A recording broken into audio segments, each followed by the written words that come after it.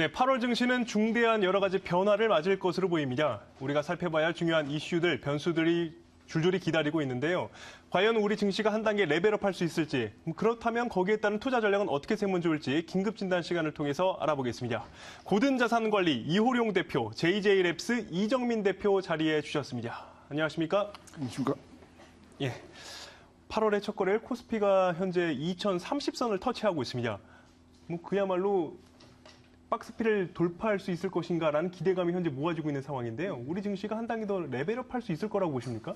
글쎄요, 제가 지금 생각하기에 지금 현재 박스권 상단을 지금 뚫고 있는 모습이긴 하나, 그 박스권이 상당히 두껍게 보이기 때문에 그 부분을 좀 과감하게 탈출하지 않는 이상은 글쎄요, 지금 어떤 제한적인 그 반등이지 않을까라는 생각이 들고요.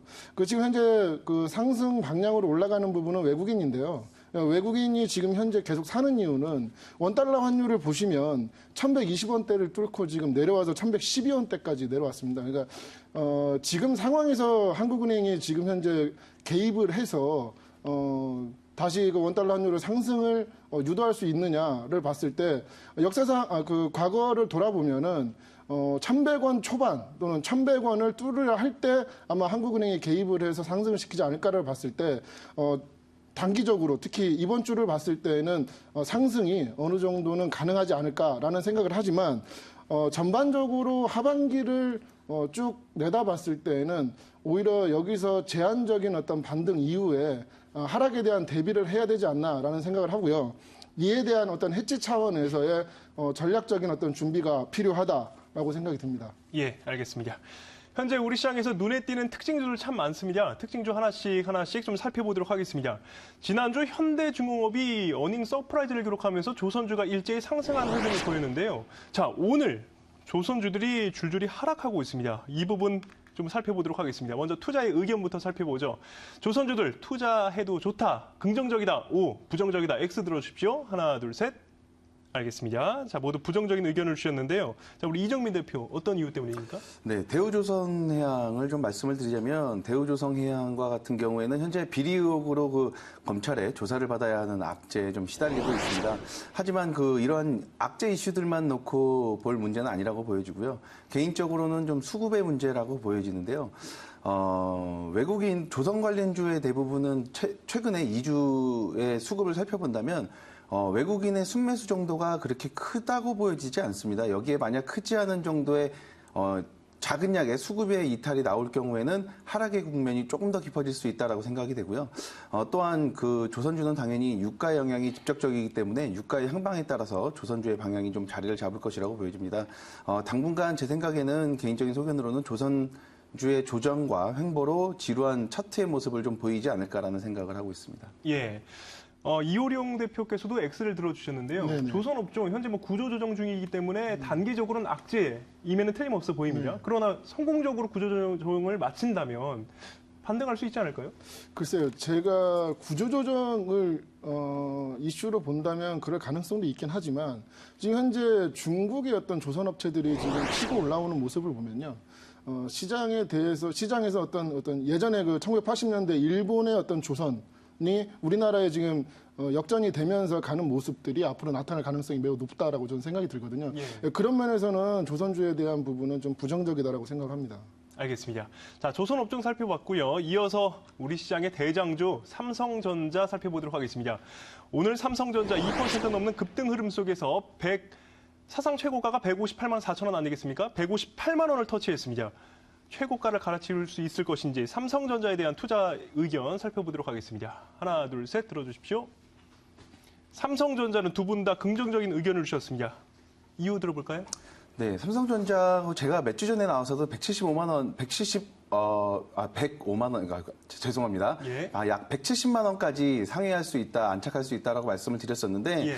앞으로 노트 7 등의 그 발표 등이 남아 있고요. 이런 모바일 섹터들의 그 실적에 대한 가시화가 두드러질 것이라고 보여져서 저는 삼성전자 조금 더 갈 수 있다라고 보여집니다. 삼성전자 2분기 실적이 워낙에 좋게 나왔잖아요. 네, 갤럭시 S7 판매 호조 덕분에 네. 실적이 많이 개선되는 모습을 보였는데요. 이 실적 좋은 흐름이 언제까지 지속이 될까요? 저 어떻게 전망하십니까? 저는 뭐 하반기도 쭉 갈 것으로 생각이 들고요. 제 앞에서 말씀하신 것처럼 저도 한 180만 원에서 200만 원 그 사이까지는 갈 수 있을 정도의 어떤 힘이 남아 있다라는 부분이고요. 그 이유 중에 하나를 보면요. 전략 스마트폰 이제 갤럭시 노트 7이 지금 현재 이제 공개가 되지 않습니까? 예. 그런 부분에 대한 어떤 단기적인 어떤 기대감이 있고요. 또 하나 제가 봤을 때 가장 중요한 부분은 현재 보통주 99만 주하고 우선주에 대한 어떤 24만 주, 3만 주에 대한 자사주를 매입해서 이제 소각할 계획입니다. 그러니까 이 부분이 앞으로 지속되고 있다면 그 자사주 매입으로 인한 주가 상승은 여전히 강세를 이어갈 수 있다라는 부분이고요. 또 하반기에는 지금 현재 스마트폰보다는 반도체 쪽에서 실적이 많이 날 것 같기 때문에 주가 상승은 여전히 유효하다라고 생각이 듭니다. 네. 8월의 첫 거래일. 우리 투자자분들의 가장 큰 관심사는 바로 이 부분이 아닐까 싶은데요. 바로 주식 거래 시간 연장입니다. 30분 연장이 되죠. 그래서 3시 30분까지 주식 거래를 할 수가 있는데요. 이에 따라서 여러 가지 호재, 수혜를 받을 수 있는 업종과 종목이 무엇이 있느냐, 이거 이야기가 분주하게 나오고 있습니다. 대표적으로 증권주가 가장 큰 수혜를 볼 것이다 라는 이야기가 있기 때문에 증권주에 대한 투자의 의견 들어보도록 하겠습니다. 증권주 들어주십시오. 하나, 둘, 셋. 엇갈리네요, 증권주는. 먼저 우리 이정민 대표 이야기 들어볼까요? 네, 일단 저는 증권주를 떠나서 포괄적으로 좀 말씀을 드리고 싶은데요. 질문에 좀 벗어나는 답변이 아닌가 싶은데 사실 저는 이 부분에 대해서 좀 강력한 비판을 좀 하고 싶습니다. 그 2000년대 이후에 우리나라 점심시간 1시간을 없앤 이후에 사실 그 증권주가 좀 많이 상승하는 모습을 보였던 건 사실이지만 과연 꼭 그것 때문만이냐라고 놓고 봤을 때 그렇지 않은 부분도 명확하게 있을 수 있다라고 생각이 되고요. 예. 또 하나는 이제 중국과 우리나라 시장을 많이 비교를 하시는데요. 중국의 상해종합지수가 우리나라에 비해서 거래 시간이 많다. 자, 그래서 그런 부분 때문에 우리나라 시장보다 중국의 거래량이 많다라고 생각을 하시는 부분 많은 것 같은데, 사실은 제가 봤을 때는 중국의 상해종합지수 그리고 일본의 니케이를 봤을 때는 우리나라의 시장 규모 자체가 차이가 크다고 보여집니다. 그러니까 결론적으로는 그 근본적인 해결책은 아니다. 그 거래량을 늘리는데 근본적인 해결책은 아닌 것 아니냐라는 생각이 들고요. 단기적인 측면에서 봤을 때는 질문으로 돌아와서 단기적인 측면으로 돌아본다면 증권주 당분간 거래량이 좀 늘 수 있을 것 같습니다. 하지만 그 학습 효과를 봤을 때에는 과연 장기적인 측면에서 투자해도 될지 의문이 많이 드는 부분이 존재한다고 생각합니다. 네, 주식 거래 시간이 연장됨에 따라서 우리 증시가 한 단계 더 레벨업할 수 있을 것이다라는 의견이 업계에서도 분분하기 때문에요. 저희가 잠시 후 홀라당 시간에 좀 자세히 짚어보도록 하겠습니다. 다음 이슈입니다. 하나테크인이 현재 급등하고 있습니다. 하나 탈레스 지분을 인수한다라는 소식이 전해지면서 현재 6.47% 상승하고 있는데요. 하나테크인에 대한 투자의 의견 들어보겠습니다.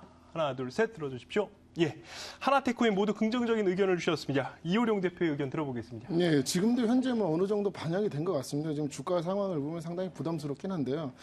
이 이슈에 대해서는 앞으로도 좀 더 갈 수 있지 않나라는 생각에서 지금 오를 들었는데요. 지금 탈레스 보유 지분의 어떤 50% 정도를 전량을 매수했는데 이 2,880원이라는 그 80억 원이라는 돈이 그 가치가 하나 디펜스나 어떤 LIG 넥스원보다 좀 낮거든요. 그러면 의미에서 좀 상당히 긍정적인 어떤 매수가가 아닌가라는 생각이 들고요. 또 하나는 앞으로 지금 사드 배치에 대한 부분이 중국과의 어떤 이슈, 러시아에 대한 이슈, 그다음 북한에 대한 이슈 때문에 어떤 방산주 차원에서의 상승, 그러니까 일시적인 상승이 동반될 수 있다라는 부분에서는 지금 방산주로서 어떤 하나테크인이 상당히 긍정적이지 않나라는 생각이 들기 때문에 이렇게 좀 긍정적으로 보고 있습니다. 알겠습니다. 한반도 사드 배치 소식이 전해지면서 중국 소비 관련주, 그중에서도 이 화장품주가 직격탄을 맞았는데요. 아모레퍼시픽이 오늘 1.93% 그러니까 2% 가까운 급락 장세를 보이고 있습니다. 아모레퍼시픽에 대한 투자의 의견 살펴보겠습니다. 들어주십시오. 아모레퍼시픽 투자의 의견이 좀 엇갈리네요. 우리 이정민 대표 의견 들어보겠습니다. 네, 아모레퍼시픽의 2분기 실적에 대해서 국내 비용 지출이 증가하면서 아시아 등 해외 사업 성장세가 상세한 영업이익이 시장 그 기대치를 밑돌았다고 전망들을 내놓았는데요. 다만 중국 시장 등의 해외 진출, 해외 사업부의 고성장이 지속되고 있다라는 이런 점에 고성장이 지속될 수 있다는 여지가 좀 남아있다라는 것은 저는 긍정적인 요소가 될 것이다라고 보여지고요. 면세점 부분으로 넘어가 본다면, 면세점 사업 결과는 만족스럽다라고 저는 개인적으로 생각을 하거든요. 2분기 실적만 놓고 보면 오랜만에 컨센서스를 하회했지만은 아직까지는 그 아모레퍼시픽 밸류에서 측면에서 봤을 때는 충분히 매력적이라고 보여집니다. 알겠습니다. 자, 오늘 긴급진단 고든자산관리 이호룡 대표, JJ랩스 이정민 대표와 함께했습니다. 말씀 고맙습니다. 감사합니다.